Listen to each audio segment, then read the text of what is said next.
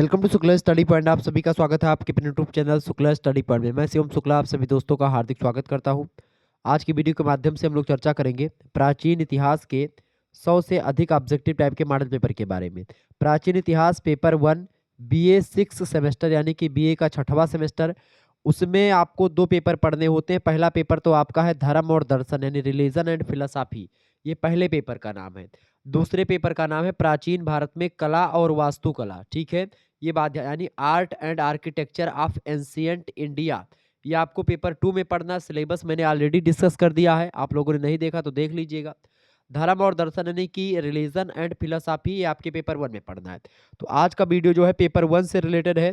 Paper 1 से बनने वाले बहुत ही महत्वपूर्ण ऑब्जेक्टिव टाइप के प्रश्नों के बारे में, वो भी 100 से अधिक ऑब्जेक्टिव प्रश्नों के बारे में आपको बताऊंगा।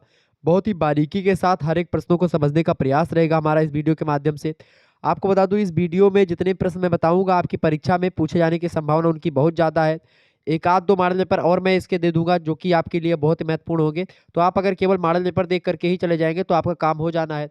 एक बात और आपको बता दूं, साथ ही साथ मैं कॉन्सेप्ट क्लियर करते चलूंगा, प्रश्न के बारे में विस्तार से आपको समझाते हुए आगे बढ़ूंगा, ताकि कोई भी प्रश्न और उस प्रश्न से रिलेटेड अगर बन रहा है तो उसको भी मैं कवर करने का प्रयास इसमें करूंगा। यानी कि एक संपूर्ण सिलेबस को ध्यान में रख करके इसमें प्रश्नों को समाहित किया गया है, पहली बात। दूसरी बात कि ये आपके सेम क्वेश्चन पेपर की तरीके से होगा, यानी हर एक चैप्टर से बनने वाले प्रश्न जो इंपॉर्टेंट है वो इसमें आपको दिखाई पड़ेंगे, ठीक है। और आपको बता दूं कि ये आप जो है आसानी से कर पाएंगे, क्योंकि अब की बार सभी विश्वविद्यालय या लगभग अधिकतर विश्वविद्यालय ऑब्जेक्टिव परीक्षा करवाएंगे, जैसे कानपुर विश्वविद्यालय और इसके अलावा महात्मा गांधी काशी विद्यापीठ, इसके अलावा सिद्धार्थ यूनिवर्सिटी, दीनदयाल उपाध्याय गोरखपुर विश्वविद्यालय, ऐसे और कई विश्वविद्यालय जिनकी परीक्षाएं ऑब्जेक्टिव, राजा महेंद्र प्रताप सिंह का जो है वही आ गया टाइम टेबल, उसकी भी परीक्षा ऑब्जेक्टिव होती है। तो इन ऑब्जेक्टिव परीक्षाओं के लिए जो है ये लेक्चर एकदम से बहुत ही महत्वपूर्ण है। अब आइए हम प्रश्नों की तरफ बढ़ते हैं। पहला प्रश्न आपकी स्क्रीन पर आ चुका है, फटाफट से आप देखने का प्रयास करेंगे। देखिए प्रश्न आपसे बन सकता है, प्रश्न है वर्तमान में हड़प्पा सभ्यता का क्षेत्रफल कितना है। हड़प्पा सभ्यता मतलब सिंधु घाटी की सभ्यता, ठीक है, ये बात ध्यान रखेंगे। सभ्यता किसे कहते हैं? सभ्यता जो होती है, सभ्यता एक संस्कृति जो होती है वो सभ्यता बनती है, यानी कल्चर जो होता है वो सिविलाइजेशन में बाद में कन्वर्ट होता है। एक ग्रीन नाम के विद्वान है, उन्होंने कहा कि एक संस्कृति तभी सभ्यता बनती है जब उसके पास एक लिखित भाषा विज्ञान हो, एक दर्शन हो यानी उसकी फिलोसॉफी हो, अत्यधिक विशेषीकरण बल मतलब बाल श्रम विभाजन हो, एक जटिल तकनीकी और राजनीतिक पद्धति हो, तो वो संस्कृति सभ्यता बन जाती है। यानी संस्कृति जो होती है जिसको कल्चर कहते हैं, जब कल्चर में भाषा विज्ञान दर्शन और तमाम प्रकार के और नियम कायदों की व्यवस्था हो तो वो सभ्यता बन जाती है।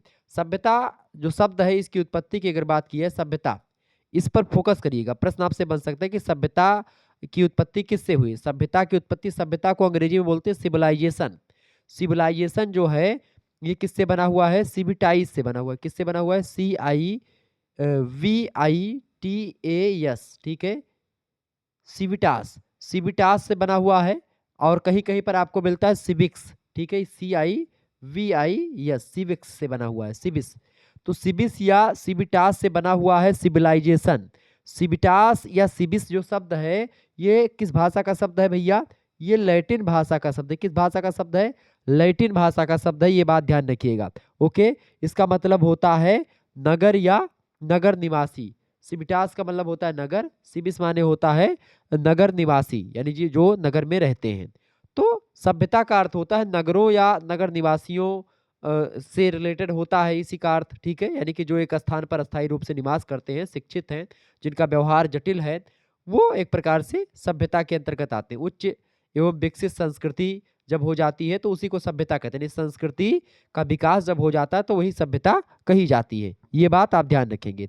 आवश्यकताओं की पूर्ति का साधन है सभ्यता। सभ्यता परिवर्तनशील है, संचरणशील है सभ्यता। सभ्यता हमेशा अग्रसर होती है। सभ्यता बाह्य आचरणों से रिलेटेड है। सभ्यता प्रविधियों से रिलेटेड होती है। सभ्यता संस्कृति का भौतिक स्वरूप होती है। सभ्यता साधन है, साध्य नहीं है, ये बात भी ध्यान रखेंगे। तो ये होती है आपकी सभ्यता। अब पूछा जा रहा है हड़प्पा सभ्यता के बारे में। हड़प्पा सभ्यता की अगर बात करें तो हड़प्पा सभ्यता का क्षेत्रफल कितना है, यानी कि इसका एरिया कितना था। हड़प्पा सभ्यता की बात की जाए तो हड़प्पा सभ्यता जो है ये एक प्रकार से इसको सिंधु घाटी सभ्यता भी कहा जाता है और पुरातात्विक सर्वेक्षण, भारतीय पुरातात्विक सर्वेक्षण के द्वारा डायरेक्टर जनरल थे उस समय जॉन मार्शल। उन्होंने पूरे विश्व के समक्ष सिंधु घाटी सभ्यता की घोषणा करी 1924 ईस्वी में। ठीक है, इससे पहले जो है आप देखेंगे 1921 में राय बहादुर दयाराम साहनी ने हड़प्पा नामक स्थान पर इसके अवशेष खोजे थे। फिर इसके बाद में 1922 यानी 1 साल के बाद में राखालदास बनर्जी ने मोहनजोदाड़ो की खोज करी। फिर मुख्य रूप से 1924 में भारतीय यानी पुरातात्विक सर्वेक्षण यानी ASI के डायरेक्टर थे जनरल जॉन मार्शल। उन्होंने पूरे विश्व के समक्ष सिंधु घाटी सभ्यता को एक नवीन सभ्यता के रूप में घोषित किया और बताया। हड़प्पा सभ्यता का विस्तार पंजाब, सिंधु, बलूचिस्तान, गुजरात, राजस्थान, जम्मू कश्मीर, उत्तर प्रदेश यहाँ तक फैला रहा। ठीक है, ये बात ध्यान रखेंगे जो इसका एरिया। अच्छा, सिंधु घाटी सभ्यता को लेकर के एक प्रश्न हड़प्पा सभ्यता को लेकर के भी पूछा जाता है।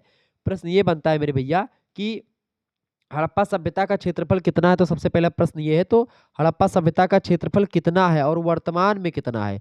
पहले जब खोजी गई थी सभ्यता तो इसका जो क्षेत्रफल था आप देखेंगे नेटवर्क पर 13 लाख वर्ग किलोमीटर आपको मिलेगा। कितना? 13 लाख वर्ग किलोमीटर। ठीक है, ये जो है 13 लाख वर्ग किलोमीटर ये पहले आपको मिलता था। ठीक है, लेकिन कहीं कहीं पर आपको पुस्तकों में 20 लाख वर्ग किलोमीटर मिलेगा, तो आप इसका सी ऑप्शन लगा दीजिएगा। ठीक है, अब आपको बताऊं हड़प्पा सभ्यता का जो क्षेत्रफल है ये फैला कैसे है। हड़प्पा सभ्यता फैली है त्रिभुजाकार। तो आपसे पूछेगा कि हड़प्पा सभ्यता का विस्तार कैसा है, किस आकार का है, तो आप बताएंगे कैसा है, त्रिभुजाकार है। ठीक है, ध्यान रखिएगा। हड़प्पा सभ्यता का विस्तार भारत में कैसे है। भारत में आपको बताऊं, भारत का नक्शा अगर मैं आपको बताऊं तो भारत का ये नक्शा है, ये भारत है अपना। ठीक है, अब भारत में जो सबसे ऊपरी एरिया है वो कौन सा है, जम्मू कश्मीर। यानी अगर उत्तर में जाके जाएंगे तो जम्मू कश्मीर यानी कि जम्मू एंड कश्मीर। जम्मू कश्मीर में एक जगह पड़ता है उसका नाम है मांडा। जम्मू कश्मीर में क्या जगह है भैया, मांडा। मांडा जगह जो है वह सबसे उत्तरी ध्रुव मतलब सबसे उत्तरी स्थान है जो कि एक प्रकार से इसको मिलाने वाला है। यानी कि अगर हम देखें हड़प्पा सभ्यता का विस्तार तो सबसे उत्तर में किस स्थान तक फैली हुई थी, जम्मू कश्मीर में मांडा तक। ठीक है, पूर्वी एरिया में अगर देखें ये पूरब का एरिया है। पूर्वी एरिया में आप देखेंगे तो यूपी का एक क्षेत्र पड़ता है पूर्वी एरिया में, आलमगीरपुर। क्या पड़ता है भैया, आलमगीरपुर। ठीक है, आलमगीरपुर पड़ता है, आलमगीर तक पूर्वी क्षेत्र में फैली हुई थी सभ्यता। दक्षिण की अगर बात की तो दक्षिण में महाराष्ट्र में एक एरिया पड़ता है, महाराष्ट्र तक फैली हुई थी ये सभ्यता। महाराष्ट्र में एक जगह पड़ती है दायमाबाद। कौन सी जगह भैया, दायमाबाद पड़ती है। तो दायमाबाद तक एक प्रकार से दक्षिण में फैली हुई थी। बात की जाए पश्चिम की तो पश्चिम दिशा में ये पाकिस्तान पड़ता है, पश्चिम में यहाँ पर। तो पाकिस्तान में फैली हुई थी पाकिस्तान तक। और पाकिस्तान का एक जगह है सुतका, क्या नाम है, सुतका गेंडोर। ठीक है, क्या नाम है, सुतका गेंडोर। तो आपसे ये प्रश्न पूछता है कि हड़प्पा सभ्यता का जो है विस्तार उत्तर में कहाँ तक था, तो जम्मू कश्मीर तक यानी मांडा तक था।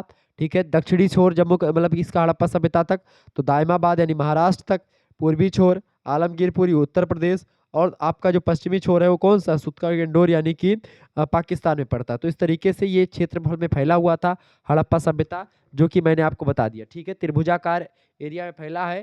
ठीक है, तो 13 लाख वर्ग किलोमीटर मिलेगा। अगर हड़प्पा सभ्यता के क्षेत्र पर पूछेगा तो 13 लाख वर्ग किलोमीटर। वर्तमान में पूछेगा चूंकि और भी तमाम सारे अभी इसकी खोजी चल रही तो 20 लाख वर्ग किलोमीटर की आप बात कर सकते हैं, सी ऑप्शन। अगला प्रश्न आपकी स्क्रीन पर आ चुका है, हड़प्पा सभ्यता किस सभ्यता की 20 गुना थी, यानी 20 गुना बड़ी थी। हड़प्पा सभ्यता जो थी वो मिस्र की सभ्यता की, मिस्र या इजिप्ट की सभ्यता की 20 गुना थी। यानी कि अगर बोले तो 1 किलो मतलब 20 गुना का मतलब समझे, अगर एक है वो मिस्र की सभ्यता 1% में, तो हड़प्पा सभ्यता अपनी थी 20%, यानी इसके 20% देखिए 21% मान लो, यानी 20 गुना थी। 20 से गुणा कर दो उसमें। ठीक है, ये बात, यानी 2 गुना अगर मतलब कि मान लेते हैं 2 पॉइंट अगर देंगे मिस्र को तो 20 दूना 40, यानी 40 गुना आप देंगे किसको, हड़प्पा सभ्यता को। ये बात ध्यान रखिएगा, यानी 20 गुना थी। क्लियर, तो ये मिस्र की सभ्यता थी। अगर एक चीज यहीं पर और प्रश्न आपसे बनता है कि हड़प्पा सभ्यता जो थी, प्रश्न आपसे पूछा जाएगा कि मिस्र और मेसोपोटामिया दोनों की सभ्यता को अगर मिला लें तो मिस्र की मतलब मिस्र और मेसोपोटामिया दोनों को मिलाने के बाद में हड़प्पा सभ्यता जो है वो कितनी बड़ी होती थी, तो उससे 12 गुना। यानी मिस्र की सभ्यता को अगर आप मिला लें और मेसोपोटामिया की सभ्यता को मिला लें, दोनों सभ्यताओं को मिला करके अगर आप देखें तो 12 गुना तभी बड़ी होती थी। कौन, हड़प्पा सभ्यता। यानी हड़प्पा सभ्यता बहुत बड़ी सभ्यता। अगला प्रश्न, मिस्र व सुमेरियन की सभ्यता से व्यापार संतुलन किसके पक्ष में था। तो मिस्र व सुमेरियन की सभ्यता से व्यापार संतुलन जो था वो भारत के पक्ष में था। ऑप्शन नंबर इसका ए करेक्ट आंसर होगा। बहुत ही बढ़िया प्रश्न है परीक्षा की दृष्टि से। अगला प्रश्न है, सिंधु घाटी सभ्यता के उत्तर व दक्षिण बिंदुओं के बीच की दूरी कितनी। उत्तर बिंदु कौन सा है? उत्तर बिंदु मांडा, ठीक है, उत्तर बिंदु जम्मू कश्मीर में मांडा। दक्षिण बिंदु कौन? दायमाबाद। दायमाबाद कहाँ पर? महाराष्ट्र में, ठीक है, दायमाबाद। अब इन दोनों के बीच की दूरी की बात की जा रही, तो इन दोनों के बीच की दूरी जो है वो कितनी है? 1200 किलोमीटर। कितनी है भैया? 1200 किलोमीटर है, ठीक है, ये बात ध्यान रखेंगे। अगर आपसे पूछा जाए कि अगला प्रश्न आपसे पूछा जाएगा, सिंधु सभ्यता के पूर्वी और पश्चिमी बिंदुओं के बीच की दूरी। पूर्वी बिंदु कौन सा है? पूर्वी बिंदु है आपका आलमगीरपुर। कौन सा है? आलमगीरपुर, ठीक है। और आपका ये आलमगीरपुर कहाँ पड़ता है? यूपी में पड़ता है। और यहाँ से आप जाएंगे सीधा कहाँ? पाकिस्तान तक, यानी कि सुतका गंडोर तक। सुतका, ठीक है, सुतका गंडोर, सुतका गंडोर तक आप जाएंगे तो ये आपका पड़ेगा पीओके में, यानी पाकिस्तान में, ठीक है। पीओके मतलब वो पीओके नहीं, पाकिस्तान, ठीक है, पीएके वाला, ठीक है, पाकिस्तान में पड़ेगा। तो यहाँ से यहाँ तक की दूरी जो है वो कितनी है? वो आपकी पड़ेगी लगभग 1500 किलोमीटर की, ठीक है, 1500 किलोमीटर दूरी इन दोनों के बीच में, यानी कि पश्चिम से पूरब की बिंदु की दूरी है। और उत्तर से दक्षिण बिंदु की दूरी की अगर बात की जाए तो आप लगाएंगे 1200 किलोमीटर, ठीक है, ध्यान रखिएगा इस बात को। आगे बढ़ते तो 1500 किलोमीटर ऑप्शन नंबर डी में दिया, करेक्ट आंसर हो जाएगा। समझ में आ रहा है तो फटाफट से एक बार वीडियो को लाइक और शेयर करके आप हमको बता सकते हैं। अगला प्रश्न, सिंधु सभ्यता की जलीय सीमा कितनी थी? बताएं, सिंधु सभ्यता की जलीय सीमा कितनी थी? फटाफट से आप बताने का प्रयास करेंगे। सिंधु सभ्यता की जलीय सीमा 1300 किलोमीटर, ऑप्शन नंबर इसका डी करेक्ट आंसर होगा। अगला प्रश्न, सिंधु सभ्यता के खंबात की खाड़ी में स्थित चित्रों के नाम बताइए। तो सिंधु घाटी सभ्यता की खंबात की खाड़ी में जो एक प्रकार से स्थित चित्र है उनमें लोथल जो स्थल हैं, ठीक है, उनमें आपका लोथल, रंगपुर, भागवतासम, मेघम और कुतांसी, सिफासुर, ये सब हैं ऑप्शन नंबर डी, उपरोक्त तो सभी। अगला प्रश्न, सिंधु घाटी सभ्यता के कच्छ की खाड़ी में स्थिति वाली जो क्षेत्र हैं, कच्छ की खाड़ी में जो स्थित क्षेत्र हैं वो कौन कौन से हैं? फटाफट से आप बताएंगे। यहाँ पर चित्र जो है वो चित्र नहीं, यहाँ पर क्षेत्र होगा, ठीक है, ध्यान रखिएगा, यहाँ पर क्षेत्र कर लेंगे, ठीक है। तो सिंधु सभ्यता के कच्छ की खाड़ी में जो क्षेत्र मिले हैं उनमें सुतका गंडोर, धौलावीरा और देसलपुरा, ये तीनों है, ऑप्शन नंबर डी होगा, उपरोक्त तो सभी। नेक्स्ट क्वेश्चन आपके स्क्रीन पर आ चुका है। सुतका गंडोर गुजरात में पड़ता है। अगला प्रश्न, सिंधु घाटी सभ्यता के पंजाब की स्थिति के क्षेत्र में, यानी पंजाब में स्थित जो क्षेत्र हैं उनमें, पंजाब में देखिए रोपड़, संघोल, चकवाड़ा, 86, इसके अलावा इनमजरा, सरायकोला, ये सब एरिया पंजाब में स्थित थे सिंधु घाटी सभ्यता के। डी ऑप्शन करेक्ट आंसर होगा, उपरोक्त तो सभी। अगला क्वेश्चन आपकी स्क्रीन पर आ चुका है।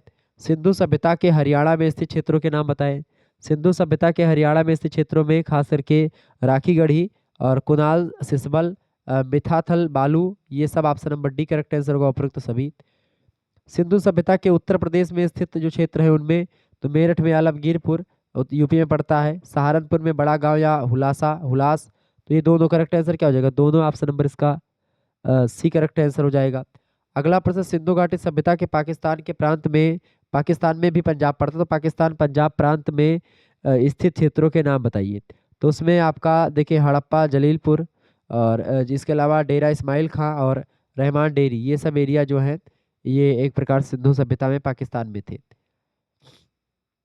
आगे देखिएगा, अगला प्रश्न आपके स्क्रीन पर आ चुका है। सबसे पुराना वेद कौन सा है? फटाफट से आप बताने का प्रयास करेंगे। ये सब प्रश्न आपकी परीक्षा में पूछेगा तो ये बात ध्यान रखिएगा, फटाफट से आप बताने का प्रयास करेंगे।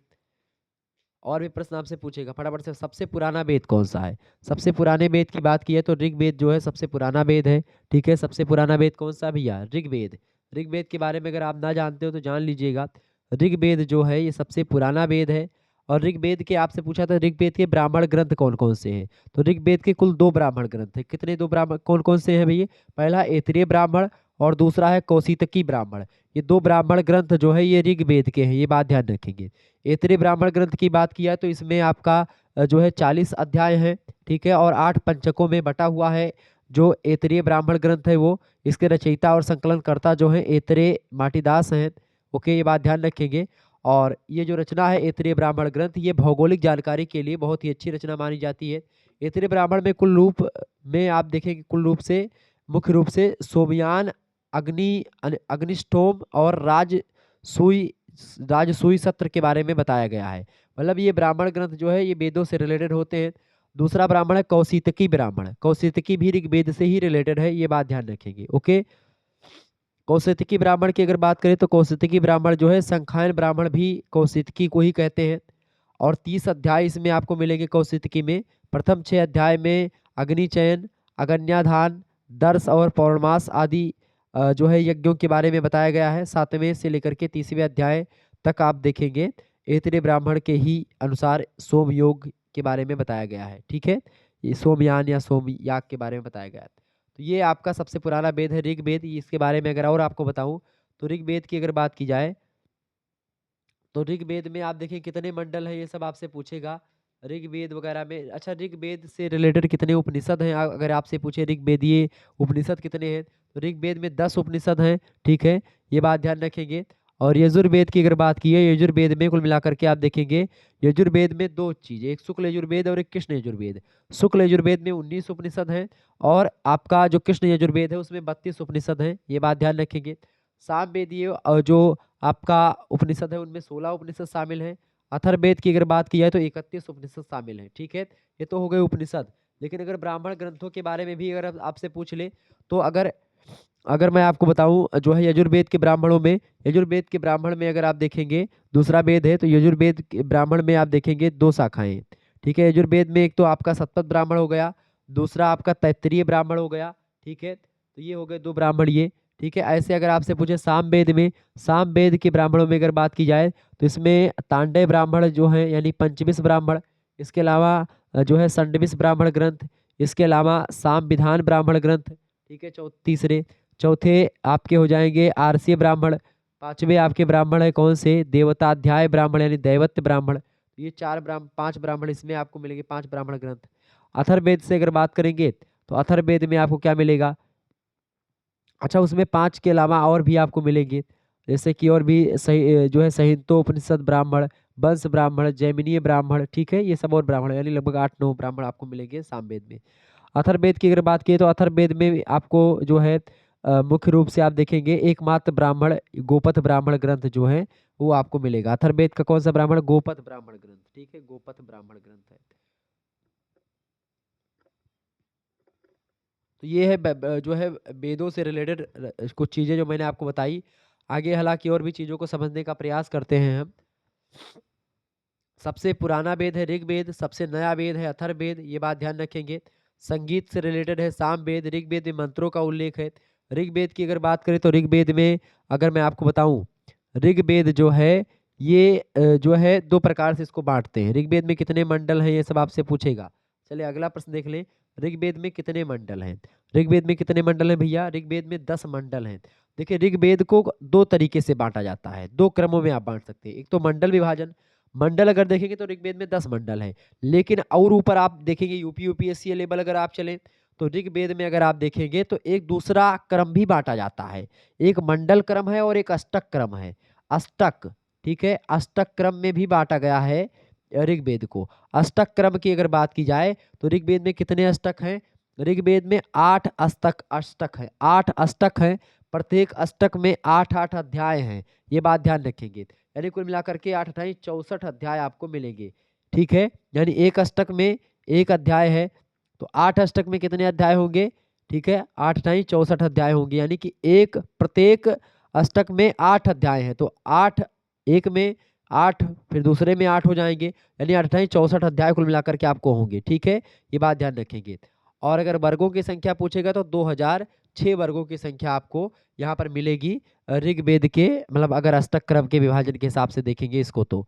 लेकिन अगर इसको मंडल के हिसाब से देखेंगे तो इसमें 10 मंडल है कुल मिलाकर के, ये बात ध्यान रखेंगे। ओके, और इसको एक बात और ध्यान रखिएगा, मूल लिपि में जो लिखा गया जो ऋग्वेद है इसकी लिपि कौन सी, आपसे प्रश्न पूछे तो आप क्या बताएंगे, इसकी मूल लिपि है ब्राह्मी। ठीक है, इसके लिखवाया था महर्षि वेद व्यास ने। हालांकि इसको बहुत सारे ऋषि मुनियों ने कहा था, वैसे वेद जो है ये आपौरुषीय है, इसको पुरुषों ने नहीं लिखा है, इसको देवताओं ने लिखा है, देवताओं के द्वारा बताए गए हैं। ये बात यहाँ सबसे पुराना ग्रंथ है विश्व का। 1028 सूक्त हैं, आपसे पूछेगा कि ऋग्वेद में कितने सूक्त हैं तो आपको क्या बताओगे, ऋग्वेद में कितने सूक्त हैं, 1028 सूक्त हैं इसमें। ठीक है, आपसे पूछे कितने ऋचाएं या मंत्र, ऋचा और मंत्र का मतलब एक ही, यानी ऋचा बोलो चाहे उसी को मंत्र बोलो। 10,580 ऋचाएं या 10,580 इसमें मंत्र का उल्लेख किया गया है ऋग्वेद में। ठीक है, ऑप्शन नंबर इसका बी करेक्ट आंसर होगा। ऋग्वेद में कितने मंडल हैं? 10 मंडल हैं। आगे देखिएगा, अगला क्वेश्चन आपके स्क्रीन पर आ चुका, फटाफट से आप देखेंगे गायत्री मंत्र का उल्लेख किस वेद में है? गायत्री मंत्र का उल्लेख जो है ऋग्वेद में है। ठीक है, ऑप्शन नंबर इसका ए करेक्ट आंसर होगा। गायत्री मंत्र का उल्लेख ऋग्वेद के किस मंडल में है? तो गायत्री मंत्र का उल्लेख ऋग्वेद के तीसरे मंडल में है। चौथे मंडल में भैया? तीसरे मंडल के 7वें सूक्त का जो 10वां श्लोक है वो गायत्री मंत्र है। कौन सा गायत्री मंत्र क्या है? ओम भूर्भुवः स्वः तत्सवितुर्वरेण्यं भर्गो देवस्य धीमहि धियो यो नः प्रचोदयात्। ये मंत्र कौन सा है? ये गायत्री मंत्र, इदम गायत्री इदम नमः। ठीक है ये गायत्री मंत्र है। अच्छा, गायत्री मंत्र के दृष्टा कौन थे? विश्वामित्र थे। ठीक है, बात ध्यान रखिए, ऋषि विश्वामित्र गायत्री मंत्र के दृष्टा हैं। अगला प्रश्न, ऋग्वेद में सबसे पवित्र नदी किसे माना गया है? ऋग्वेद में सबसे पवित्र नदी माना गया है सरस्वती को। ऑप्शन नंबर इसका सी करेक्ट आंसर हो जाएगा। अच्छा, सरस्वती नदी को क्या कहते हैं? नदीतमा भी कहते हैं। वेदों में सरस्वती नदी को नदीतमा कहा गया। नदीतमा का मतलब क्या होता है?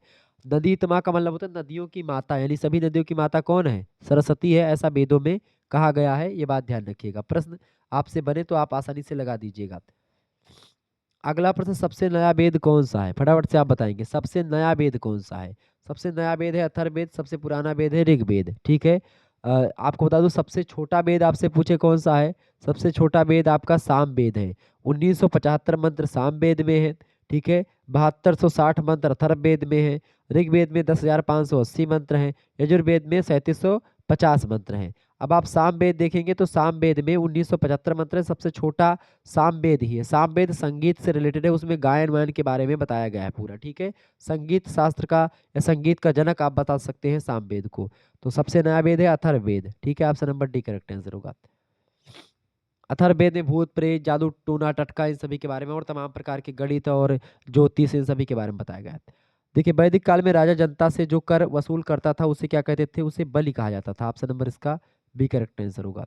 अगला, सत्यमेव जयते कहाँ से लिया गया? बहुत महत्वपूर्ण प्रश्न है। मुंडक उपनिषद से लिया गया है।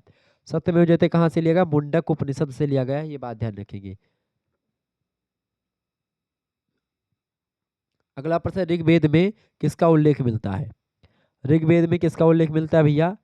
ऋग्वेद में मंत्रों का उल्लेख मिलता है। Option number A correct answer होगा। संगीत का उल्लेख किसमें मिलता है? सामवेद में। ठीक है, सामवेद संगीत। जादू टोना किसमें मिलता है? अथर्ववेद में। ठीक है, आयुर्वेद के बारे में किसमें मिलता है? यजुर्वेद में। अगला प्रश्न आपके स्क्रीन पर आ चुका है, ऋग्वेद में कुल ऋचाओं या मंत्रों की संख्या कितनी है? ऋग्वेद में 10,600 10,580 वैसे हैं। ठीक है, तो 600 आप लगा सकते हैं, डी ऑप्शन। अगला क्वेश्चन आपके स्क्रीन पर आ चुका है, सामवेद में किसका उल्लेख है? सामवेद में संगीत का उल्लेख है। ऑप्शन नंबर इसका डी करेक्ट आंसर होगा। अगला प्रश्न है, भारतीय संगीत का जनक किस वेद को माना जाता है? भारतीय संगीत का जनक जो है वो सामवेद को माना जाता है। ऑप्शन नंबर इसका बी करेक्ट आंसर होगा। अगला प्रश्न, यजुर्वेद में किसका उल्लेख है? यजुर्वेद में कर्मकांड का उल्लेख है। ऑप्शन नंबर इसका बी करेक्ट आंसर हो जाएगा। अगला प्रश्न आपकी स्क्रीन पर आ चुका है, अथर्ववेद में किसका उल्लेख है? अथर्ववेद में अगर बात की जाए तो रोग निवारण और जादू टोना का उल्लेख किया गया है। आयुर्वेद का उल्लेख भी अथर्ववेद में ही किया गया है। आयुर्वेद एक अलग से भी वेद बनाया गया है, उसको उसमें निकाल करके। ये बात ध्यान रखिएगा। अच्छा, एक प्रश्न यहाँ पर आ गया, उपनिषदों की संख्या कितनी है? उपनिषदों को वेदांत कहा जाता है। देखिए, वेदांग अलग है, वेदांगों की संख्या 6 है और वेदांतों की संख्या 108 है। समझो। अब आपके लिए एक नया प्रश्न उठ गया कि भैया अभी तक तो इन आई जानत रहे कि वेदांग और वेदांत दोनों अलग अलग हुए। हम तो सोचते रहे कई हुए, यक ना हुए भैया, अलग अलग है। कैसे? आओ समझाई थे। उपनिषद जौन हुआ है ये वेद का समझे के लिए या वेद का सार, वेदों का सार उपनिषदों में बता दिया गया। जैसे मैंने शुरुआत में आपको बताया कि प्रत्येक जैसे वेदों में से ऋग्वेद के 10 उपनिषद बनावा गया ऋग्वेद का समझे के लिए। ठीक है, यजुर्वेद का समझे के लिए एक शुक्ल यजुर्वेद एक है या कि कृष्ण यजुर्वेद है। तो यजुर्वेद का समझे के लिए 19 उपनिषद शुक्ल यजुर्वेद का समझने के लिए बनावागा। 32 उपनिषद जो है ये कृष्ण यजुर्वेद को समझने के लिए बनाया गया। ऐसे सामवेद को समझने के लिए मेरे प्यारे दोस्तों, सामवेद को समझने के लिए 16 उपनिषदों का गठन किया गया और अथर्ववेद को समझने के लिए 31 उपनिषदों का गठन किया गया। समझे? उपनिषदों को क्या कहते हैं? वेदांत कहते हैं। क्या कहते हैं? वेदांत कहते हैं। वेद अंत यानी वेदों का अंत, यानी वेदों का सार, वेदों का यानी वेदों में क्या है वास्तव में, उसको आप उपनिषदों में भी जान पाएंगे। समझ में आया ये चीज। वेदांगों को, वेदांग क्या है? देखिए वेदांत तो हो गया, वेद अंत, और वेदांग, वेदांग, वेदांग क्या है? वेद के अंग को वेदांग कहते हैं। अब वेद के कितने अंग हैं? देखिए उपनिषदों की संख्या वैसे तो आपकी कितनी है, वेदों मतलब वेदांतों की संख्या या उपनिषदों की संख्या मुख्य रूप से कुल मिलाकर के 108 उपनिषद हैं। लेकिन मुख्य रूप से 12 या अब 13 उपनिषदों के बारे में बताया गया है। मुख्य रूप से 13 या 12 उपनिषद है, ठीक है। अब इन उपनिषदों को मैं बता दूं वेदांतों को, उसके बाद में फिर वेदांग पर आते हैं। देखिए जो 12-13 उपनिषद है उनमें जो सबसे पहला उपनिषद है वो ईश उपनिषद, ठीक है, ईशो उपनिषद, ठीक है, केन उपनिषद, तीसरा कर्ण उपनिषद, चौथा प्रश्न उपनिषद, छठा मुंडक उपनिषद जिसे सत्यमेव जयते लिया गया, छठवा है आपका मांडूक्य उपनिषद, और मांडूक्य उपनिषद जो है सबसे छोटा उपनिषद है, मात्र 12 श्लोक है मांडूक्य उपनिषद में। सातवां आपका है तैत्तिरीय उपनिषद, आठवां आपका है जो है ऐतरेय एवरेय उपनिषद, इसके अलावा आपका नौवां है छंदोग उपनिषद, 10वां है आपका बृहदारण्य मतलब कि बृहदारण्यक उपनिषद, और बृहदारण्यक जो उपनिषद है ये सबसे बड़ा उपनिषद है। 11वां उपनिषद है कौशितकी उपनिषद, 12वां है आपका श्वेता श्वेतर उपनिषद, और 13वां आपको ही कहीं पर मिलने लगा है मैत्रायणी उपनिषद। तो ये 13 उपनिषद जो है ये बड़े फेमस हैं। मुख्य रूप से इनकी संख्या मुख्य रूप से अगर देखेंगे तो 13 है। कुल आपसे पूछेगी उपनिषदों की संख्या कितनी है, तो आप क्या लगाओगे, 108 उपनिषद है, ठीक है, 108। आपसे पूछेगा मुख्य रूप से कितना है, तो 12 या 13, ठीक है, 12 या 13 दोनों में से एक। अब ये तो हो गए वेदांत या उपनिषद। अब ये वेदों को समझने के लिए, वेदों को उसके लिए बनाए गए थे। अब वेदों को पढ़ने के लिए वेदांगों की रचना की गई, वेदों को समझने के लिए, क्योंकि वेद पढ़ना कठिन काम था। वेदों को पढ़ने के लिए, वेदों को समझने के लिए, वेदों को कैसे पढ़ा जाए, इसके लिए वेदांगों की रचना की गई। वेदांग कितने होते हैं, आइए अगले उसमें हम समझने का प्रयास करते हैं। एक बार फटाफट से वीडियो को लाइक और शेयर करते रहिएगा सभी लोग। देखिए उपनिषदों को अन्य किस नाम से जाना जाता है, उपनिषदों को वेदांत कहते हैं। Option number C correct answer होगा। देखिए वेदांगों की संख्या कितनी है, अब वेदांग पूछा गया है, वेदांत तो अलग हो गया, वेदांग, वेदांगों की संख्या कितनी भैया, 6 वेदांग हैं, 108 वेदांत हैं, 12 या 13 मुख्य रूप से हैं, ठीक है, ये बात ध्यान रखिएगा, मुख्य रूप से 12, कहीं कहीं पर आपको 13 मिलेगा, जो मैंने 13 आपको बताए। 4 वेद होते हैं, वेदों की संख्या 4, वेदांतों की संख्या 108, वेदांगों की संख्या 6, ठीक है, मुख्य रूप से वेदांगों की संख्या मतलब वेदांतों की संख्या, उपनिषदों की संख्या 12। ये चारों ऑप्शन इसीलिए दिए गए हैं। अब वेदांग हैं क्या, 6 वेदांग होते हैं, कौन कौन से? पहला होता है आपका शिक्षा, दूसरा होता है कल्प, तीसरा होता है व्याकरण। अगर इसको आप नहीं जानेंगे तो आप उसको नहीं पढ़ पाएंगे, यानी वेदों को पढ़ने के लिए इन 6 चीजों को जानना आवश्यक है। तीसरा व्याकरण, चौथा आपका होगा छंद, पांचवा आपका है निरुक्त, ठीक है, और आपका जो छठवा है वो है आपका ज्योतिष, ठीक है, ज्योतिष। तो ये आपके वेदांग होते हैं 6 ठो, ठीक है, बी ऑप्शन। व्याकरण की सर्वप्रथम रचित पुस्तक कौन सी है? व्याकरण की सबसे पहले पुस्तक रची गई है अष्टाध्यायी, जो किसने लिखी है, पाणिनि ने लिखी है, ठीक है, किसने लिखी है अष्टाध्यायी, पाणिनि ने लिखी है। पाणिनि के अष्टाध्यायी में 8 अध्याय है, इसीलिए इसको अष्टाध्यायी कहा जाता है। इसमें आप देखेंगे 3996 सूत्र आपको मिलेंगे अष्टाध्यायी में पाणिनि के, ये बात ध्यान रखिएगा, ठीक है। आगे बढ़ते हैं, अष्टाध्यायी के रचयिता कौन है, अष्टाध्यायी के रचयिता कौन है भैया, अष्टाध्यायी के रचयिता है पाणिनि, कौन है, पाणिनि। ऑप्शन नंबर इसका सी करेक्ट आंसर होगा। आपसे पूछेगा कि जो है महर्षि मतलब बताए रामायण के रचयिता कौन है, तो रामायण के रचयिता वेद व्यास है, सॉरी महाभारत के रचयिता वेद व्यास हैं। कालिदास ने अभिज्ञान शाकुंतलम लिखा है, और वाल्मीकि ने रामायण लिखा है, ठीक है, ध्यान रखिएगा। ये अष्टावक्र वही ऋषि हैं जो जिनका जो शरीर था टेढ़ा मेढ़ा था, यानी कि पोलियो था उस जमाने में, इनको मान लेते हैं एक समय के लिए अष्टावक्र, यानी सही से चल नहीं पाते थे। तो इन्हीं अष्टावक्र को एक राक्षस था, उसने मतलब एक देवता थे, उन्होंने कहा कि ये लचकदार कमर कहाँ से खरीदी ऋषि, मतलब देवता ने मजाक उड़ा दिया था ऋषि का अष्टावक्र का। बस अष्टावक्र ने श्राप दे दिया था उनको, देवता को, कि जा जा तू अजगर हो जा। तो वो अजगर की भांति हो गया। ये अजगर देखते हैं इसे ऐसे ऐसे से चलता है, ये इस तरीके से ऐसे टेढ़ा मेढ़ा चलते हैं अजगर, तभी से श्राप हो गया। तो अष्टावक्र ऐसे चलते थे, ऐसे ऐसे ऐसे लचकदार कमर जो मतलब थी उनकी, मतलब कि कहने का मतलब ये है कि सही से चल नहीं पाते थे बेचारे। तो उनका मजाक उड़ाया जब उस देवता ने, तो देवता को श्राप दे दिया ऋषि ने, अष्टावक्र ने, कि जा तू एक प्रकार से ऐसे हो जा, जिस तरीके से हमारा तो मजाक उड़ा रहा है ऐसे हो जा, अजगर हो जा। तो वो अजगर हो ही गए। जो है अब जो अजगर था उसका नाम क्या था, अघासुर। अब ये अघासुर आप देखते भगवान श्री कृष्ण इसको मारते हैं जो है इसमें आकर के, तो भगवान श्री कृष्ण के द्वारा उद्धार होता है। तो ये अष्टावक्र के श्राप से ही वो बना था, जो एक प्रकार से वो बना था। ठीक है, ध्यान रखिएगा इस बात को। आगे देखेंगे अगला प्रश्न, वैदिक आर्यों का प्रमुख भोजन क्या था। वैदिक आर्यों का प्रमुख भोजन क्या था भैया। वैदिक आर्य जो थे वो सबसे पहले आपको बता दूं, वैसे तो जौ की खोज कर चुके थे, लेकिन दूध और उसके उत्पादक पदार्थों का सेवन खूब करते थे, और जौ भी दूध में मिला करके खाते थे ये लोग। निम्नलिखित में से कौन सा अन्न मनुष्य द्वारा सबसे पहले प्रयोग में लाया गया था, तो जौ। ऑप्शन नंबर इसका ए करेक्ट आंसर होगा।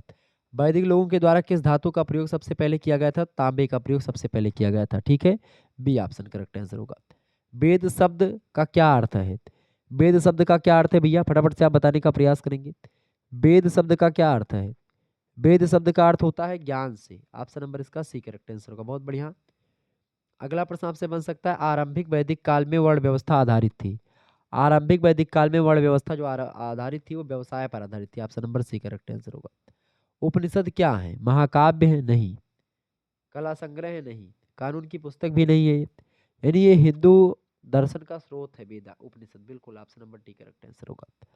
रामायण के रचयिता कौन है, महाभारत के रचयिता वेद व्यास, अभिज्ञान शकुंतलम लिखा कालिदास ने, कौटिल्य ने लिखा अर्थशास्त्र, तो वाल्मीकि ही बचे जिन्होंने रामायण लिखा। Option number B correct answer होगा। रामायण में कितने कांड है, रामायण में 7 कांड है, कौन कौन से, रामायण वाल्मीकि रामायण में भी 7 कांड है, कौन कौन से। पहला बाल कांड, बाल कांड सबसे बड़ा कांड है, किष्किंधा कांड सबसे छोटा कांड है। बाल कांड के बाद में आपका आता है अयोध्या कांड, अयोध्या कांड के बाद में आपका कौन सा आता है, अरण्य कांड। ठीक है, अरण्य कांड के बाद में कौन सा आता है, किष्किंधा कांड। किष्किंधा कांड के बाद में कौन सा आता है, सुंदर कांड। सुंदर कांड में कौन कौन सा आता है, लंका कांड। लंका के बाद में कौन सा आता है, उत्तर कांड। 1 2 3 4 5 6 7, 7 कांड होते हैं। ठीक है और यही कांड आपके रामचरितमानस में भी है। क्लियर। रामायण की अगर बात करें, वाल्मीकि कृत रामायण में अगर बात करें हम, तो रामायण में 24,000 श्लोक हैं। कितने, 24,000 श्लोक जो है वाल्मीकि रामायण में लिखे हैं, और 500 सर्गों में मतलब बटा हुआ है ये बात, मतलब 500 सर्ग हैं इसमें वाल्मीकि रामायण में। ठीक है, ध्यान रखिएगा इस बात को। उपनिषद का मतलब क्या होता है, उपनिषद का मतलब होता है समीप बैठना। ठीक है, ये बात ध्यान रखिए, समीप बैठना, उपनिषद का मतलब क्या होता है, समीप बैठना। महाभारत के रचयिता कौन है, महर्षि वेदव्यास, बिल्कुल करेक्ट आंसर क्या हो जाएगा, कृष्ण द्वैपायन वेदव्यास। ऑप्शन नंबर इसका ए करेक्ट आंसर हो जाएगा। आगे देखेंगे अर्थशास्त्र के रचयिता कौन है, अर्थशास्त्र को लिखा कौटिल्य यानी चाणक्य ने। ठीक है,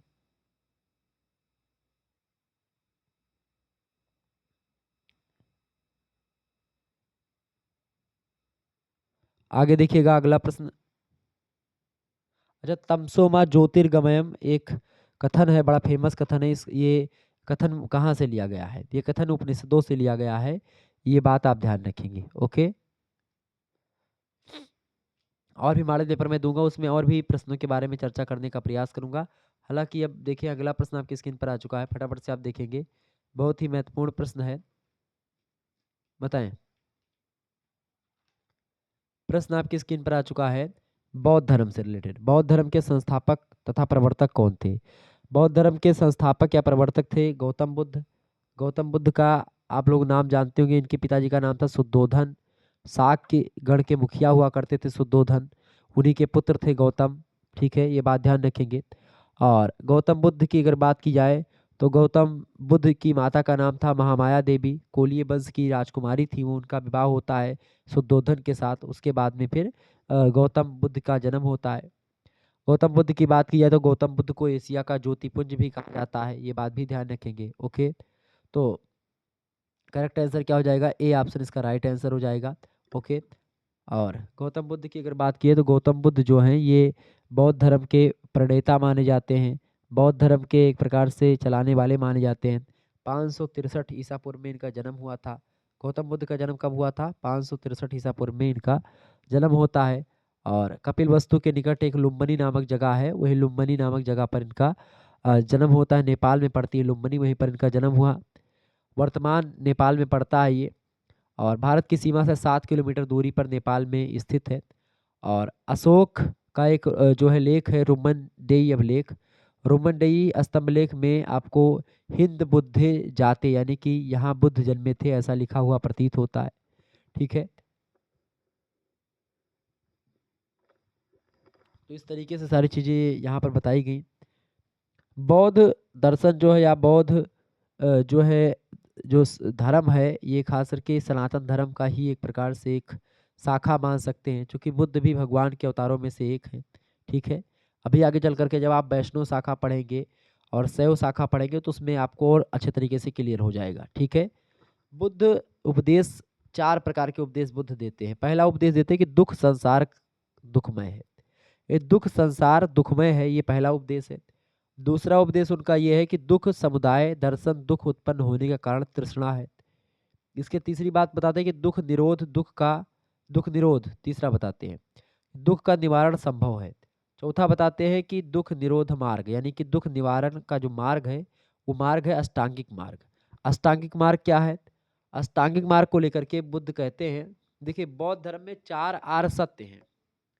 कौन कौन से हैं, 4 आर्य सत्य हैं। पहला दुख, दूसरा दुख का कारण कोई ना कोई होता है, तीसरा दुख निरोध यानी दुख को खत्म किया जा सकता है, चौथा दुख निरोध मार्ग। यही 4 मार्ग हैं एक प्रकार से, 4 आर्य सत्य जिसको आप कहते हैं। ठीक है, और अष्टांगिक मार्गों के द्वारा इस दुख को हम खत्म कर सकते हैं। अष्टांगिक मार्ग कौन से हैं, अष्टांगिक मार्ग में पहला मार्ग है आपका सम्यक दृष्टि, यानी महात्मा बुद्ध का कहना है कि जो है आर्य सत्य को समझते हुए अष्टांग मार्ग और दृष्टि रखना, मतलब कि वित्तीय दृष्टि को त्याग करके यथार्थ स्वरूप पर ध्यान देना, यानी सम्यक दृष्टि। दूसरा सम्यक संकल्प, दूसरों को हानि पहुंचाते हुए धन के संग्रह नहीं करने की इच्छा रखना, यही होता है सम्यक संकल्प, यानी जो है सभी सुखी रहे और खुद भी सुखी रहो, ऐसा। तीसरी बात सम्यक वाक्य, मतलब कि झूठ नहीं बोलना, निंदा नहीं करना, आप शब्द नहीं बोलना, ये सब सम्यक वाक्य में यानी अच्छा बोलना। चौथा होता है आपका सम्यक कर्मांत, यानी कि ऐसे कर्म करना चाहिए जो कि एक प्रकार से लोगों को फायदा करे, दूसरों को हानि पहुंचाने वाले कर्म को ना करें, वो सम्यक कर्मांत होता है। पांचवा है सम्यक आजीविका, मतलब कि अपनी आजीविका के लिए वैसे चीजों को बेचना जिससे दूसरों का नुकसान हो, जैसे कि शराब बेचना, जानवर काटना, ये सब नहीं करना चाहिए, इन सभी से बचना चाहिए, बुद्ध ये कहते हैं। ठीक है, और छठी बात सम्यक व्यायाम, मतलब अपने मस्तिष्क में अच्छे विकारों से जो है अपने मस्तिष्क को अच्छे विचारों से भरे, नकारात्मक विचारों को त्यागे, यानी अच्छा व्यायाम करें। इसके अलावा सातवां होता है सम्यक स्मृति, यानी अपने ज्ञान को हमेशा याद रखना चाहिए, और दुर्गुण भाव को अपने मन के किनारे नहीं आने देना चाहिए, अच्छी चीज़ों को अपने मन में रखें। आठवां चीज है वो है सम्यक समाधि, यानी कि जो 7 नियमों का पालन करते करके खुद परिपूर्ण कर लेता है, वो एक प्रकार से अपनी चित्त की एकाग्रता यानी मन पर कंट्रोल पा लेता है। यही बात गीता में बताई गई है, सीधा सीधा गीता में, गीता से ही आप देखेंगे जो आर ये सत्य है या एक प्रकार से अष्टांगिक मार्ग है, गीता में भी आपको मिल जाएगा। श्री भगवत गीता में जो है कृष्ण कहते हैं कि मनम हिम चंचलम कृष्णम, यानी कि मन बहुत चंचल है, मन पर कंट्रोल कैसे पाया जाए। ठीक है, तो मन कंट्रोल करने के लिए आपको सबसे जरूरी चीज होती है कि अपनी इंद्रियों को अपने बस में किया जाए। आपकी इंद्रियां अपने बस में हो जाएंगी, यानी आपका हाथ तब उठेगा जब आप चाहोगे। ठीक है, आपका दिमाग या आपका वो नहीं बोलेगा। तो ये सब चीजें होती है। ठीक है, इसके अलावा 10 सील महात्मा बुद्ध ने और बताए जीवन में व्यवहार में लाना चाहिए।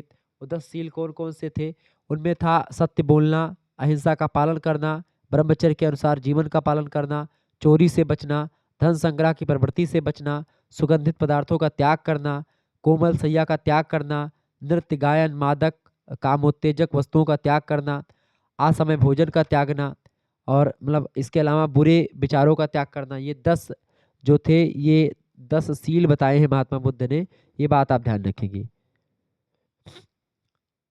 और इस तरीके से ये महात्मा बुद्ध के बारे में कुछ चीजें मैंने बताई। महात्मा गौतम बुद्ध का जन्म कहाँ पर हुआ था? नेपाल में हुआ था इनका जन्म, ठीक है, option number C correct answer होगा। एशिया का ज्योतिपुंज यानी लाइट ऑफ एशिया किसको कहते हैं? गौतम बुद्ध को, option number D correct answer होगा। गौतम बुद्ध की माता का क्या नाम था? महामाया इनका इनका नाम था, इनकी माता का नाम ध्यान रखिएगा। इनकी माता का नाम था महामाया, कोली वंश की राजकुमारी थी, सुद्धोधन से शादी हुई थी। जब इनका जन्म हुआ गौतम बुद्ध का, तब इनकी महामाया जो थी माता थी, इनके गौतम बुद्ध के जन्म के मात्र 7 दिन तक ही जीवित रही, उसके बाद में उनका देहांत हो जाता है। और उसके बाद में महाप्रजापति गौतमी के द्वारा गौतम बुद्ध का पालन पोषण किया जाता है, ये बात भी ध्यान रखेंगे। बुद्ध का क्या अर्थ होता है? बुद्ध का मतलब होता है ज्ञान, option number B correct answer होगा। गौतम बुद्ध को ज्ञान की प्राप्ति कहाँ से हुई थी? गौतम बुद्ध को ज्ञान की प्राप्ति हुई थी बोध गया से, option number C correct answer हो जाएगा। कब प्राप्त हुई थी? 528 ईसा पूर्व में इनको ज्ञान की प्राप्ति हुई थी, बैसाख की पूर्णिमा को। अगला प्रश्न आपकी स्क्रीन पर आ चुका है। गौतम बुद्ध को किस नदी के किनारे ज्ञान प्राप्त हुआ था? गौतम बुद्ध को किस नदी के किनारे ज्ञान प्राप्त हुआ था? फल्गु नदी के किनारे इनको ज्ञान की प्राप्ति हुई थी। किस वृक्ष के नीचे इनको ज्ञान प्राप्त हुआ था भैया महात्मा बुद्ध को? किस वृक्ष के नीचे? तो बोधि वृक्ष के नीचे इनको ज्ञान प्राप्त हुआ था। बोधि मतलब पीपल का वृक्ष, ठीक है, option number B correct answer होगा। तो ये था बुद्ध से रिलेटेड कुछ बातें, और भी चीज़ों के बारे में मैं बताने का प्रयास करता रहूँगा, और भी जो प्रश्न आएंगे आपकी परीक्षा में और भी हमारे पेपर में दूंगा, ठीक है, उसमें मैं चर्चा करूंगा। हालांकि आगे बढ़ते और भी चीज़ों को जानने का प्रयास करते हैं, ठीक है। अच्छा, गौतम बुद्ध के पुत्र का क्या नाम था? गौतम बुद्ध के पुत्र का नाम था राहुल, ठीक है, ओके। आगे देखिएगा, अगला प्रश्न आपकी स्क्रीन पर आ चुका है। प्रथम जैन संगीति का आयोजन कहाँ पर हुआ था? बताएं। प्रथम जैन संगीति का आयोजन जो हुआ था कहाँ पर हुआ था? पाटलिपुत्र में हुआ था। पाटलिपुत्र आज का जो पटना है बिहार में, पटना राजधानी बिहार की, वहीं पर प्रथम जैन संगीति का आयोजन हुआ था। और किसने करवाया था? तो प्रथम बौद्ध संगीति का आयोजन कर, मतलब कि जैन संगीति का आयोजन करवाया था, वो किसने करवाया था? वो करवाया था चंद्रगुप्त मौर्य ने। किसने करवाया था? चंद्रगुप्त मौर्य ने करवाया था। 300 ईसा पूर्व के आसपास हुई थी, ये बात ध्यान रखेंगे, ओके। और इस जो प्रथम जैन संगीति जो हुई थी, इस महासभा के जो अध्यक्ष थे वो थे स्थूलभद्र, ये बात ध्यान रखिएगा। अगला प्रश्न आपकी स्क्रीन पर आ चुका है। जैन धर्म निम्न में से किसको प्रधानता देता है? तो वो कर्म को प्रधानता देता है, ये ऑप्शन करेक्ट आंसर होगा। श्वेतांबर का क्या अर्थ है? श्वेतांबर मतलब जो श्वेत वस्त्र धारण करते हैं। देखिए, जैन धर्म में 2 शाखाएं हैं, एक है श्वेतांबर और एक है दिगंबर। श्वेतांबर मतलब जो सफेद कपड़े पहनने वाले साधु हैं जैन धर्म के, वो। और दिगंबर का मतलब जो कि नंगे रहते हैं, ठीक है, वो होते हैं दिगंबर, यानी जिसके जो अंबर नहीं धारण करते, जो कपड़ा नहीं पहनते, तो वो होते हैं दिगंबर, यानी उनका एक वो कपड़ा धारण नहीं करते हैं, ठीक है, वो होते हैं आपके दिगंबर, श्वेतांबर और दिगंबर। बौद्ध धर्म में आप देखेंगे 2 शाखाएं, हीनयान और महायान, ये बात ध्यान रखिएगा, ओके। जैन धर्म की अगर बात की जाए, जो जैन धर्म में आपको बता दूं कि अगला प्रश्न है, प्रसिद्ध जैनी मंदिर जल मंदिर बिहार के किस शहर में स्थित है? बताएं। बिहार के किस शहर में स्थित है? तो बिहार के पावापुरी शहर में स्थित है। पावापुरी की बात की तो पावापुरी को एक और नाम से जानते हैं, पावापुरी को अपापुरी भी कहते हैं। क्या बोलते हैं? अपापुरी। पावापुरी को अपापुरी इसलिए कहते हैं, अपापुरी का मतलब होता है पाप से रहित नगरी या पाप से रहित शहर, उसी को पावापुरी कहा गया है, ठीक है, ये बात ध्यान रखें। बिहार जिले मतलब बिहार राज्य में पड़ता है पावापुरी शहर। बिहार में एक जिला पड़ता है नालंदा जिला, नालंदा जिले में ही एक प्रकार से ये पड़ता है पावापुरी, ठीक है, ध्यान रखिएगा इस बात को। आगे देखिएगा, जैन धर्म के वास्तविक संस्थापक किसे माना जाता है? वैसे जैन धर्म के संस्थापकों की अगर बात की है, जैन धर्म में कुल मिलाकर के 24 तीर्थंकर हुए हैं। कितने तीर्थंकर हैं इसमें? 24 तीर्थंकर हैं, जिनमें पहले तीर्थंकर आपके हैं कौन? ऋषभ देव। ऋषभ देव पहले तीर्थंकर, यानी कि अगर आपसे पूछता जैन धर्म के संस्थापक कौन है, जैन धर्म के संस्थापक हैं ऋषभ देव। ऋषभ देव को आदिनाथ भी कहा जाता है। आप देखेंगे 9 नाथों में से एक नाथ थे आदिनाथ, तो ठीक है, तो ऋषभ देव जो है इनको आदिनाथ भी कहते हैं, और ये संस्थापक हैं जैन धर्म के। लेकिन अगर प्रश्न पूछे कि रियल संस्थापक कौन है, रियल फाउंडर कौन है, या वास्तविक संस्थापक कौन है, जब बात वास्तविक संस्थापक की आएगी तो आप क्या लगोगे? महावीर स्वामी, ठीक है, महावीर स्वामी वास्तविक संस्थापक हैं। तो पहले जो है तीर्थंकर कौन है जैन धर्म के? ऋषभ देव हैं। दूसरे तीर्थंकर मतलब जो है दूसरे तो अजित नाथ हैं। और आपको बता दूं लास्ट वाले यानी 24वें तीर्थंकर कौन है? महावीर स्वामी। पार्श्वनाथ की अगर बात करें तो पार्श्वनाथ जो है ये कौन से तीर्थंकर है भैया? पार्श्वनाथ की अगर बात करें तो पार्श्वनाथ जो आपके हैं ये कौन से तीर्थंकर है? फटाफट से आप बताने का प्रयास करेंगे। पार्श्वनाथ की अगर बात करें तो पार्श्वनाथ आपके कौन से 23वें तीर्थंकर हैं, ये बात ध्यान रखिए, कौन से हैं, 23वें तीर्थंकर है पार्श्वनाथ। वैसे आपको बता दूं जो तीर्थंकर उनका नाम आप लोग सुन लीजिएगा। पहले तीर्थंकर है आपके ऋषभ देव, जिनको आदिनाथ भी कहा जाता है। दूसरे तीर्थंकर हैं अजीत नाथ। तीसरे तीर्थंकर हैं संभवनाथ। चौथे हैं अभिनंदन नाथ। पांचवें तीर्थंकर हैं आपके सुमित नाथ जी। छठवें हैं प्रभुनाथ मतलब कि पद्म प्रभु जी। ठीक है, सातवें हैं आपके सुपार्श्वनाथ जी। और आपके जो आठवें नाथ हैं मतलब आठवें जो एक प्रकार से तीर्थंकर हैं जैन धर्म के, वो है चंद्रा प्रभु जी। नौवें हैं सुविधिनाथ जी। 10वें हैं आपके शीतलनाथ जी। 11वें तीर्थंकर आपके हैं उनका नाम है श्रेयासन नाथ। ठीक है, और 13वें हैं आपके जो है विमलनाथ जी। ठीक है, सॉरी, हाँ 11वें आपके हैं श्रेयांश नाथ। और 12वें हैं वसु पूज्य जी। और 13वें हैं आपके विमलनाथ। 14वें हैं अनंतनाथ जी। ठीक है, 14वें तीर्थंकर कौन है, अनंतनाथ। 15वें तीर्थंकर कौन है, 15वें नंबर पर है धर्मनाथ जी। 16वें तीर्थंकर हैं शांतिनाथ जी। 17वें तीर्थंकर हैं कुंथुनाथ जी। 18वें तीर्थंकर हैं आरनाथ जी। ठीक है, 19वें हैं मल्लीनाथ जी, मुल्लीनाथ या मल्लीनाथ। 20वें हैं मुनि सुब्रत जी। और 21वें तीर्थंकर आपके हैं नेमिनाथ जी। ठीक है, नेमिनाथ को अरिष्ट नेमी भी कहते हैं, या नेमिनाथ, अरिष्ट नेमिनाथ, नामीनाथ। ठीक है, जैन मान्यता में नारायण श्री कृष्ण के चचेरे भाई माने जाते हैं ये नेमिनाथ। ठीक है, ये बात ध्यान रखेंगे। और अगले 23वें तीर्थंकर में नाम आता है किसका, पार्श्वनाथ का। और 24वें तीर्थंकर में नाम आ जाता है किसका, 24वें तीर्थंकर कौन से, वर्धमान महावीर। ठीक है, इनको वीर अतिवीर ये सब भी कहा जाता है 24वें तीर्थंकर में, एक प्रकार से ये है। और आपको बता दूं कि ये जैन धर्म के वास्तविक संस्थापक माने जाते हैं। ठीक है, आगे बढ़िएगा। अगला प्रश्न, चार वेदों में कौन सा वेद तीर्थंकर और ऋषभ और अरिष्ट नेमि का स्पष्ट संदर्भ देता है, बताइएगा। तो करेक्ट आंसर क्या हो जाएगा इसका, फटाफट से आप बताने का प्रयास करेंगे। बिल्कुल, Rigveda is right answer, A option correct answer होगा। अगला प्रश्न, कल्पसूत्र के लेखक कौन थे, कल्पसूत्र के लेखक कौन थे, भद्रबाहु कल्पसूत्र के लेखक हैं, ये बात ध्यान रखेंगे। चंद्रगुप्त मौर्य के आध्यात्मिक गुरु हैं भद्रबाहु। अगला प्रश्न है, भद्रबाहु किसके आध्यात्मिक गुरु हैं, चंद्रगुप्त मौर्य के हैं, option number A correct answer होगा। और बताएं, उपासक दशा किस धर्म से संबंधित ग्रंथ है, उपासक दशा जैन धर्म से रिलेटेड एक ग्रंथ है, option number C correct answer होगा। जैन धर्म का सबसे महत्वपूर्ण विचार है पूरी दुनिया सजीव है, बिल्कुल करेक्ट आंसर क्या हो जाएगा, option number A correct answer होगा। जैन धर्म के मुनि इतने ज्यादा अहिंसा के पुजारी होते हैं कि ये आपको बता दूं अहिंसा को बहुत मानते हैं। और इसलिए क्या करते हैं, ये आप देखें मोर का पंख लेकर के चलते हैं। और जहाँ पर कहीं पर भी चलेंगे आगे तो उसको बहारते हुए चलेंगे ताकि चींटी वगैरह ना मर जाए। कहीं पर बैठेंगे तो उसको साफ करके बैठेंगे मोर के पंख से बढ़िया से, ताकि कोई जीवों को कोई जो है दिक्कत ना हो। ठीक है, जैन धर्म के तीसरे तीर्थंकर कौन है, जैन धर्म के तीसरे तीर्थंकर हैं संभवनाथ। ठीक है, option number C correct answer हो जाएगा।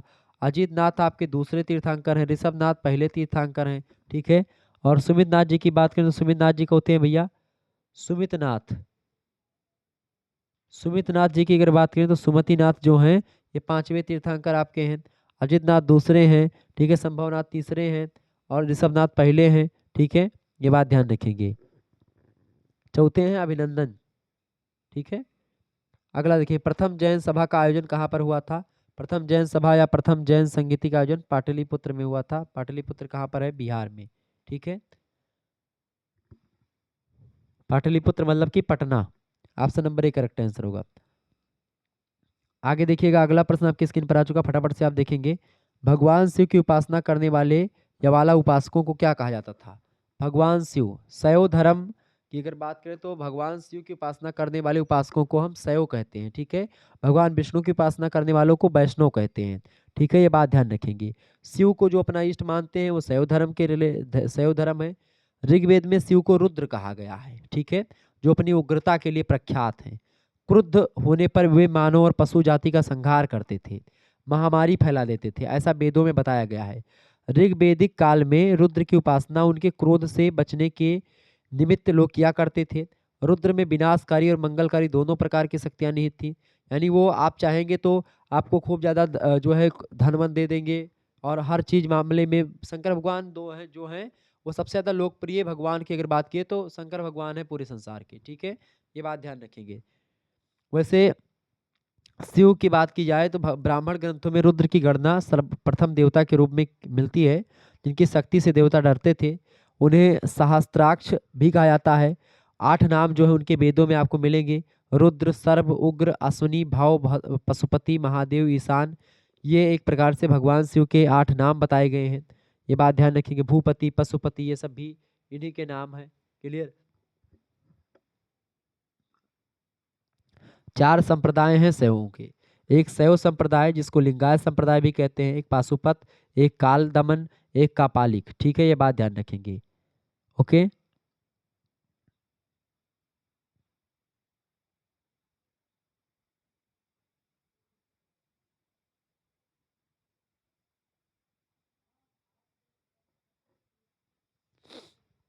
आगे बढ़िएगा। अगला प्रश्न, शैव धर्म का सर्वाधिक प्राचीन संप्रदाय का नाम कौन सा है? सर्वाधिक प्राचीन संप्रदाय जो है वो कौन सा है भैया? फटाफट से आप बताएंगे। मतलब शैव धर्म का जो सर्वाधिक प्राचीन संप्रदाय है वो है पाशुपत संप्रदाय। पाशुपत संप्रदाय की अगर बात की है तो इसके जो एक प्रकार से वो हैं, क्या बोलते हैं, प्रणेता हैं, तो वो हैं लकुलीस। ठीक है, लकुलीस जो हैं वो 18 अवतारों में से भगवान के एक माने जाते हैं। ये बात ध्यान रखेंगे। भगवान शंकर के वैसे कई अवतारों के बारे में बताया गया है। शिव पुराण में शिव के 10 अवतारों के अलावा अन्य अवतारों का वर्णन मिलता है। 10 अवतारों में खास करके महाकाल पहला अवतार, फिर दूसरा तारा, फिर भुवनेश, फिर खोडस, फिर भैरव, फिर चित्रमस्तक गिरजा, फिर घूम्रवान, फिर बंगलामुखी, फिर मातंग, फिर कमल। ये सब जो है शिव के अवतारों के बारे में बताया गया है। ठीक है। और शंकर भगवान के तीर्थों की अगर बात करें तो बनारस, केदारनाथ, सोमनाथ, रामेश्वरम, चिदम्बरम, अमरनाथ, कैलाश मानसरोवर, ये भगवान शंकर के तीर्थ हैं। शैव ग्रंथों में अगर आप देखेंगे तो श्वेतर उपनिषद हो गया, शिव पुराण हो गया, आगम ग्रंथ बहुत सारे हो गए, तिरुमुराई दक्षिण भारत का ग्रंथ है। ये सब भगवान शिव के वैसे तो 11 अवतार बताए गए हैं। 11वें रुद्र कौन से हैं? हनुमान जी 11वें रुद्र बताए गए हैं शंकर भगवान के। ठीक है, ये सब चीज़ें ध्यान रखिएगा। और 12 रुद्रों के बारे में बताया गया है। 12 रुद्रों में जो आगे चल करके जो सबसे फेमस रुद्र हैं, सबसे पावरफुल रुद्र हुए हैं, वही भगवान शंकर कहलाए, भोलेनाथ कहलाए। 12 रुद्रों में से सबसे पावरफुल लोग जो मतलब पावरफुल जो रुद्र थे वही भगवान शंकर कहलाए, बाद में महादेव कहलाए। ये बात ध्यान रखेंगे। ठीक है। और जो 11 अवतार हैं इनके भगवान शंकर के, उनमें पहले हैं कपाली, दूसरे हैं पिंगल, तीसरा भीम, चौथा विरूपाक्ष, चौथा पांचवा बिलोहित, जो है छठवां शास्ता, सातवां अजपाद, और आठवां आपका अपिर्बुद्ध, नौवां आपका है शंभ, 10वां है चंड, और 11वां है भव। इस तरीके से भगवान शंकर के कई चीज़ें उनके बारे में बताई गई हैं। ये बात ध्यान रखेंगे। ओके। आगे देखिएगा। अगला प्रश्न आपकी स्क्रीन पर आ चुका है। पाशुपत संप्रदाय को मानने वाले को क्या कहते हैं? पाशुपत संप्रदाय को मानने वालों को हम क्या कहते हैं? उनको बोलते हैं पंचार्थिक। Option number B correct answer होगा, परीक्षा में आ सकता है। अगला प्रश्न, वीर शिव संप्रदाय किस संप्रदाय को कहा जाता है? वीर शिव संप्रदाय जो है लिंगायत संप्रदाय को कहा जाता है। ये बात ध्यान रखेंगे। और जो है वासवन्ना नाम के ऋषि ने वीर शिव संप्रदाय के बारे में मतलब उसको आगे बढ़ाया। आगे बढ़ते हैं। अगला प्रश्न, किसके समय में नाथ संप्रदाय का व्यापक प्रचार प्रसार हुआ? तो गोरखनाथ के समय में नाथ संप्रदाय का प्रचार प्रसार हुआ। लिंग पूजा का पहला वर्णन कहाँ से मिलता है? लिंग पूजा का पहला वर्णन जो मिलता है मत्स्य पुराण से मिलता है। Option number A correct answer हो जाएगा। अगला प्रश्न, अथर्ववेद में शिव के अन्य नाम कौन कौन से हैं? अथर्ववेद में शिव के अन्य नामों में जैसे सर्व शिव का नाम है, भव नाम है, पशुपति नाम है। ये सभी नाम जो हैं भगवान शिव के हैं। इसके अलावा भी और कई नाम हैं जैसे भूपति, रुद्र, शंभु। ये सब अथर्ववेद में भगवान शंकर के नाम बताए गए हैं। रुद्र की पत्नी के रूप में किसका नाम आता है? पार्वती। ठीक है, ऑप्शन नंबर इसका ए करेक्ट आंसर होगा। वामन पुराण के अनुसार शैव संप्रदाय की शाखा कितनी है? वामन पुराण के अनुसार शैव संप्रदाय की 4 शाखाएं हैं। कौन कौन सी हैं? पहली शाखा है शैव संप्रदाय जिसको लिंगायत संप्रदाय भी कहते हैं। दूसरी है पाशुपत संप्रदाय, तीसरी है कापालिक संप्रदाय, और चौथी संप्रदाय है कालामुख संप्रदाय। ठीक है, तो इस तरीके से ये 4 संप्रदाय भगवान शंकर के पूजने वाली शैव संप्रदाय में। कापालिक संप्रदाय के इष्टदेव कौन है? कापालिक संप्रदाय के इष्टदेव हैं Baba Bhairavnath. Option number A correct answer होगा। अगला प्रश्न, लिंगायत संप्रदाय कहाँ प्रचलित है? लिंगायत संप्रदाय जो प्रचलित है ये दक्षिण भारत में प्रचलित है। खास करके कर्नाटक में आप देखेंगे लिंगायत संप्रदाय बहुत ज़्यादा फेमस है।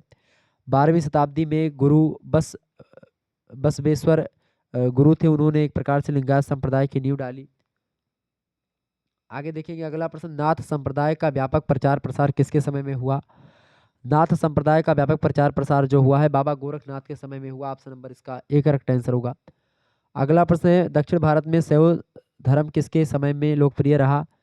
तो राष्ट्रकूट, चालुक्य और पल्लव, इन सभी शासकों में ने शैव धर्म को अपनाया। Option number D correct answer हो जाएगा और फेमस रहा शैव धर्म। आप देखेंगे नयनार संतों की संख्या कितनी बताई गई है? नयनार संतों की संख्या 63 बताई गई है। नयनार संतों की संख्या।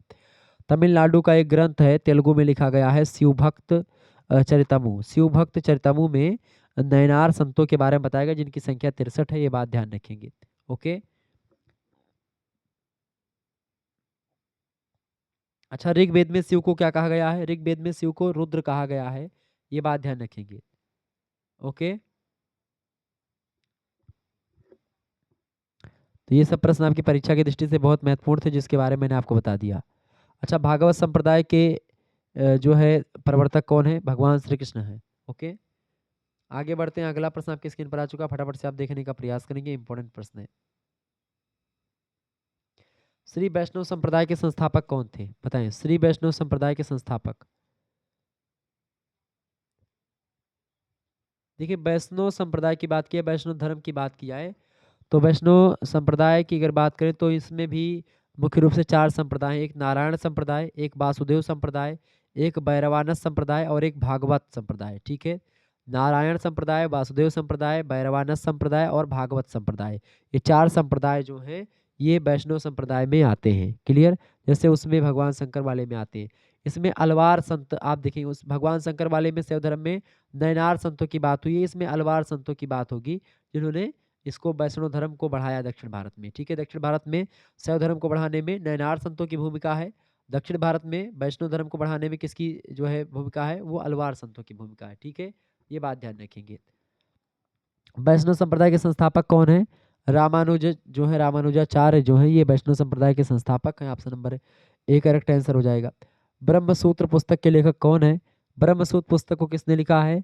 ब्रह्मसूत्र पुस्तक को एक प्रकार से वैसे तो लिखा है बदरायण ऋषि ने, लेकिन बदरायण ऋषि के बाद में कई लोगों ने इस पर टीका लिखी है, जिनमें से रामानुज भी एक हैं। तो रामानुजाचार्य की अगर बात की तो उन्होंने ब्रह्मसूत्र पुस्तक पर श्री भाष्य नाम से एक जो है भाष्य लिखा है, श्री भाष्य। ऑप्शन नंबर इसका बी करेक्ट आंसर हो जाएगा। ब्रह्म संप्रदाय का क्या मत था? ब्रह्म संप्रदाय का मत था मतलब कि का क्या मत था? ब्रह्म संप्रदाय के प्रणेता कौन है? माधवाचार्य हैं। ब्रह्म संप्रदाय द्वैतवादी विचारधारा को फॉलो करता है। Option number A correct answer होगा। सनक संप्रदाय के आचार्य कौन है? सनक, सनातन, सनक, सनंदन, सनातन और सनत कुमार, ये 4 पुत्र हैं ब्रह्मा के, मानस पुत्र। कौन कौन से? सनक, सनंदन, सनातन और सनत कुमार, ये जो है ये ब्रह्मा के पुत्र हैं, जिनमें सनक संप्रदाय के आचार्य जो बने, मतलब सनक संप्रदाय जो चला उसमें इन चारों की पूजा, उसमें निम्बाक संप्रदाय मतलब कि निम्बाकाचार्य जो हैं इन्होंने सनक संप्रदाय की नींव डाली। ब्रह्म संप्रदाय के आचार्य कौन थे? ब्रह्म संप्रदाय के आचार्य जो हैं वो माधवाचार्य हैं। माधवाचार्य को आनंद तीर्थ के नाम से भी जाना जाता है। ये बात ध्यान रखेंगे। ओके। आगे देखिएगा अगला प्रश्न, वैष्णव संप्रदाय का मत क्या था? वैष्णव संप्रदाय का मत क्या था? विशिष्टता द्वैतवाद। ऑप्शन नंबर इसका बी करेक्ट आंसर, विशिष्ट अद्वैत। वैष्णव धर्म के प्रवर्तक कौन थे? वैष्णव धर्म के प्रवर्तक की बात की जाए तो सातवत वंश के कृष्ण जो हैं वही हैं। ऑप्शन नंबर इसका ए करेक्ट आंसर हो जाएगा। वासुदेव कृष्ण जो है यानी कृष्ण भगवान, ये वैष्णव धर्म के प्रवर्तक हैं। अगला प्रश्न आपके स्क्रीन पर आ चुका है, विष्णु के 10 अवतारों का उल्लेख किस पुराण में मिलता है? तो विष्णु भगवान के 10 अवतारों का जो उल्लेख मिलता है वो मत्स्य पुराण में मिलता है। 10 अवतार विष्णु के कौन कौन से हैं? पहला अवतार उन्होंने लिया मत्स्य का यानी मछली का, दूसरा कूर्म का, ठीक है, कछुए का, ठीक है, और तीसरा जो बारह का लिया उन्होंने, बारह मतलब कि जो एक प्रकार से जो है 12 अवतार आप जानते हो जो पृथ्वी को लेकर के निकले थे, सुअर मतलब कि सुअर का आकार जो है वो।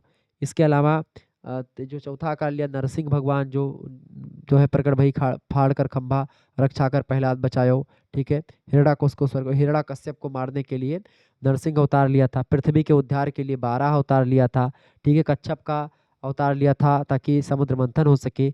मत्स्य का अवतार लिया था सृष्टि की को बचाने के लिए, ठीक है। इसके बाद में फिर आप देखेंगे 5वां अवतार आपका है वामन अवतार भगवान विष्णु का। 52 अवतार जो है राजा बलि को छलने के लिए लिया था। राजा बलि जो कि हर तीनों लोगों का स्वामी हो गया था, तो उससे राज्य लेने के लिए, उसको छलने के लिए अवतार लिया था। फिर इसके बाद में छठा अवतार है परशुराम जी का अवतार। परशुराम जी आप सभी लोग जानते होंगे, ठीक है। जो है जो दुष्ट लोग थे, जो दुष्ट क्षत्रिय थे, उनका विनाश करने के लिए क्षत्रिय जो दुष्ट क्षत्रिय थे, सब क्षत्रियों को नहीं मारा था, दुष्ट क्षत्रिय जो थे, जो अत्याचारी थे, जो जनता को एक प्रकार से मार रहे थे, उनके लिए जो है परशुराम जी का अवतार हुआ। इसके अलावा सातवें अवतार है भगवान श्री रामचंद्र, जिनका मंदिर अभी अयोध्या में बना, प्रभु श्री रामचंद्र जी का। तो ये राम जी सातवें अवतार हैं विष्णु के। इसके अलावा सातवें अवतार के बाद में फिर आठवां अवतार हुआ है भगवान श्री कृष्ण का। आठवें के बाद में फिर 9वां अवतार हुआ है महात्मा बुद्ध का, यानी कि बुद्ध जी जो हैं ये भगवान के अवतारों में शामिल हैं। ये बात मत्स्य पुराण में आपको मिलेगी।